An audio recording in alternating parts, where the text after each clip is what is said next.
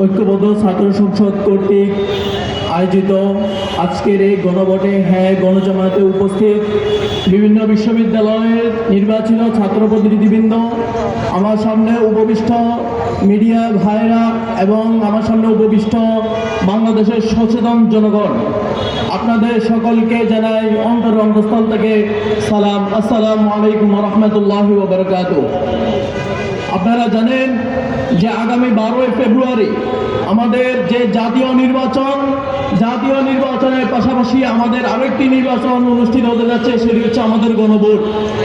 আমরা গণভোটে অবশ্যই হ্যাঁ এর পক্ষেই থাকব এবং হ্যাঁ এর পক্ষে থাকার জন্য অবশ্যই আমাদের কোনো না কোনো রিজন অবশ্যই রয়েছে। সেই রিজনগুলোর মধ্যে আমরা সর্বপ্রথম আমি মনে করি যে আমাদের এই রাষ্ট্রের প্রতিটি নাগরিকের, প্রতিটি মানুষের রাষ্ট্র রিফর্মের ক্ষেত্রে নিজস্ব মতামতের অধিকার রয়েছে।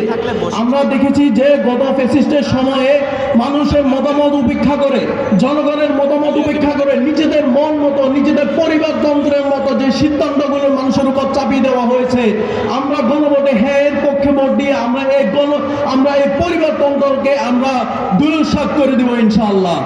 আমরা আরো বলে দিতে চাই যে জুডিশিয়াল কিলিং এর মাধ্যমে আমাদের বাংলাদেশের অনেক নাগরিককে জুডিশিয়াল কিলিং এর মাধ্যমে হত্যা করা হয়েছে।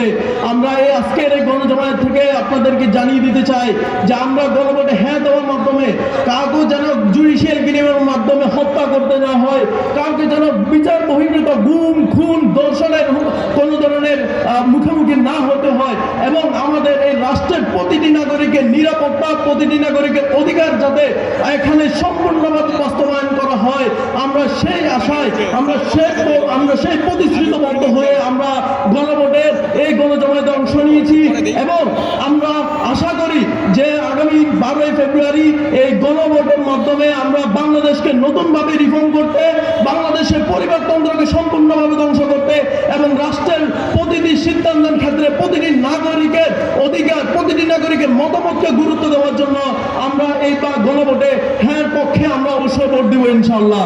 সম্মানিত উপস্থিতি, আপনারা জানেন যে আমাদের এই রাষ্ট্রের আমাদের প্রতিটি মানুষের যে সকল মৌলিক অধিকার রয়েছে, আমরা গত 17 বছর কিংবা আমরা 5 আগস্টের পরবর্তী সময়ে আমরা দেখেছি যে আমাদেরকে বিভিন্ন সময়ে আমাদের রাজনৈতিক, সামাজিক, অর্থনৈতিক অধিকার থেকেও বিভিন্ন মহল চাপ দিয়ে বিভিন্নভাবে আমাদেরকে প্রেসারাইজ করার চেষ্টা করেছে। আমরা এই সব কিছু ভেঙে দিয়ে আমরা গণভোটের পক্ষে হ্যাঁ দিয়ে আমরা এই নতুন রাষ্ট্র রিফর্ম করার সর্বোচ্চ চেষ্টা চালিয়ে যাবো ইনশাআল্লাহ। আসসালামু আলাইকুম ওয়া রাহমাতুল্লাহি ওয়া বারাকাতুহু।